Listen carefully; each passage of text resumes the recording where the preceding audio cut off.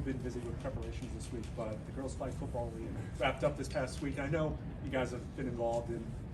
So how gratifying has it been to see that come to fruition? It's been incredible. It's been incredible. Middletown and Urbana, right? Middletown winning overtime? Yeah. Yeah? Overtime, right? 7-6, defensive struggle. That's awesome. I mean, this just really makes you proud, excited. I mean, it's just very cool. You know, and congratulations to both those teams making it to the finals, the Super Bowl. You know, and hopefully we can do as well.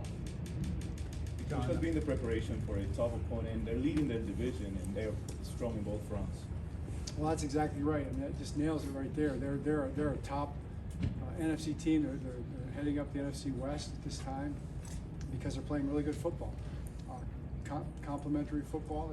They're built well by kind of how they always are. They're playing Seahawk football. I would say it's what you come to expect when you play the Seahawks. So we understand that.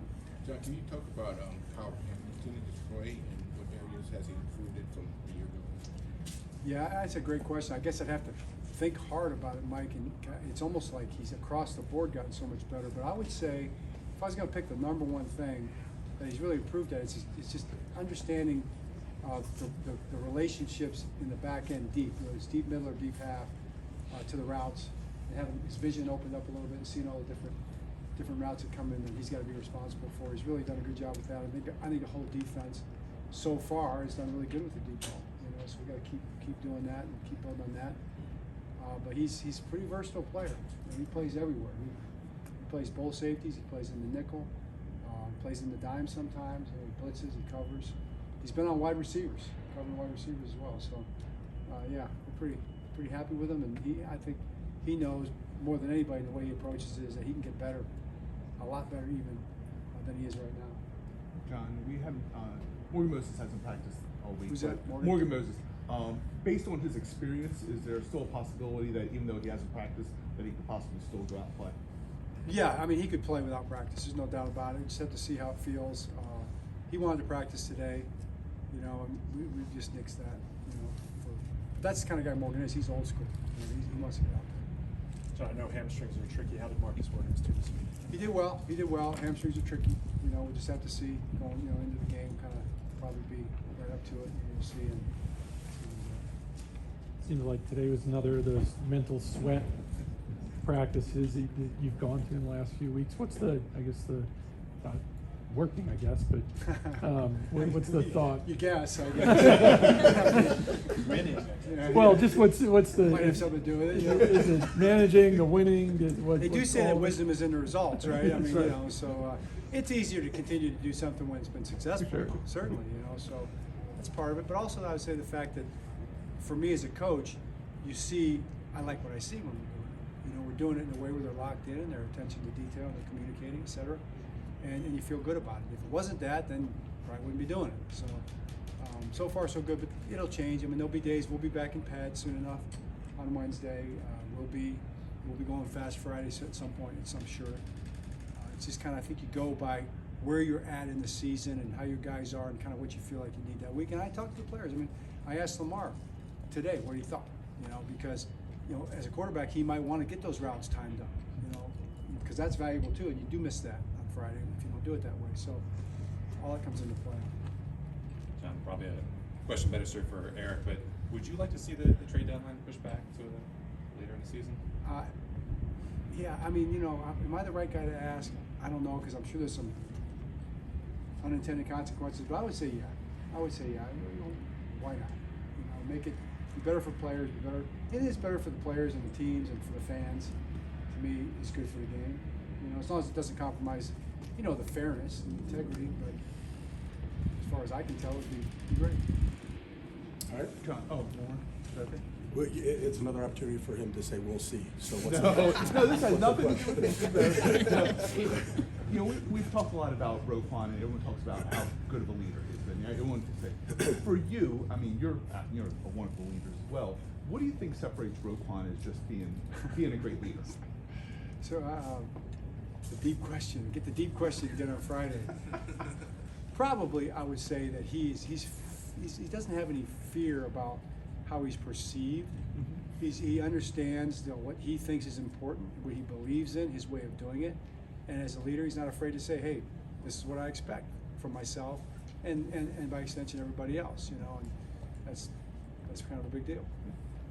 All right, great, thanks. Okay. Well, literally, the past few weeks playing and won all 3 of the games, so it's cool to see how we've adapted in those areas, but definitely good to be at home. Coach Harbaugh said one of the areas where he's seen you make some big strides this year, just kind of an understanding of how everything works together in the back end, both on the offensive and defensive side. I'm curious to get your perspective on, you know, the strides you've made in that area.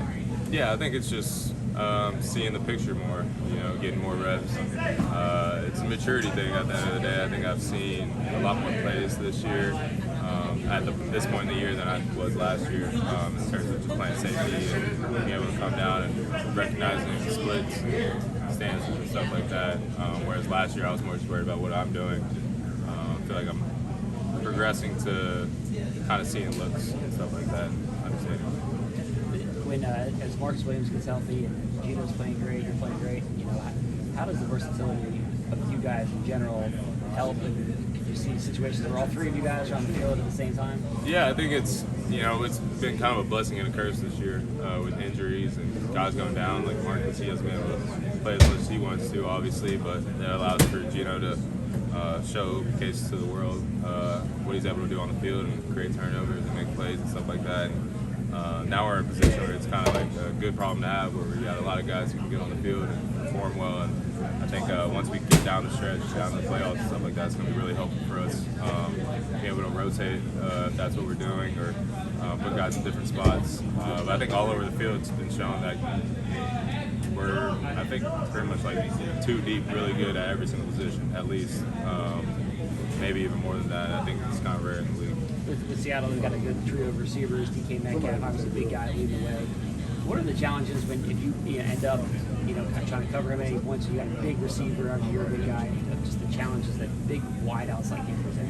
Yeah, I mean, I've never played against him before, but from film, I mean, he's super strong, super fast, got good hands, understands how to sit in zone coverage, just get open for his quarterback. I mean, he presents a big challenge. He's one of the best receivers in our league today, so that's not for no reason. So it's going to be up to us. Big receiver, hopefully get hands on, find physicality with physicality, and just try to make it chats with you for feedback and all that. What are those conversations like? Just about other guys he going up against, some guys, and what they like, what I see, and what he doing to me at practice, and what I think he need to change. If I get him on the rush or he get me on the block, and what made him set like that, or just back and forth, and this relationship about playing in football for 10 years. Have you had relationships with guys like that on teams in the past on the other side of the ball? Sure. Dwayne Brown was one of my closest friends in the league. I played offensive tackle too. I went up against a lot, especially my rookie year when I was in Houston. We kept a relationship for a long time. Still to this day, played in Seattle together. But he always check up on me. Moses, cool dude. But it's my boy. And the relationships in this locker room, how much do you think that has helped you get acquainted, and especially for playing as well as you guys are right now? I think it's important to have good relationships with your teammates. The feedback is very good on the field. It comes off with good energy when y'all can relate. You know the guys you go out there with, you're going to work with, and what they're going through. It's great to have relationships. For you guys coming back home, what does it mean? What's the significance of that after playing 4 out of 5 away from here? That's great. The last time we was at home, we blew a team out, and I hope we continue to play that well at home. And it's good that you ain't got to get on the plane after the game. So I'm looking forward to playing at home. So what do you think is kind of the key for you guys, just big picture, consistency-wise, and playing at that kind of level every week? I thought the consistency is us running to the ball in the league. All 11 guys playing been on the same terms out there, the same level, and continue to play at a high level.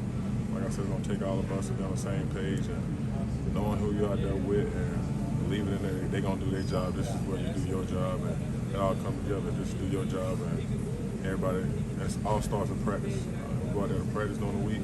Everybody out there doing their job, and we know where we can head into the game. And once you do it in practice, you usually roll over to the game. How you practice is how you play. So just continue to play at a high level. The numbers on this defense are really impressive. Stats, you guys are among the big leaders. Is that something that is a point of pride? You guys talk about that? Are you aware of that? I have no clue about the stats. All I know, we 6-2 winning. I don't even keep up with it. I had no until you just said something, but I don't get into the media like I used to be. I really don't care no more.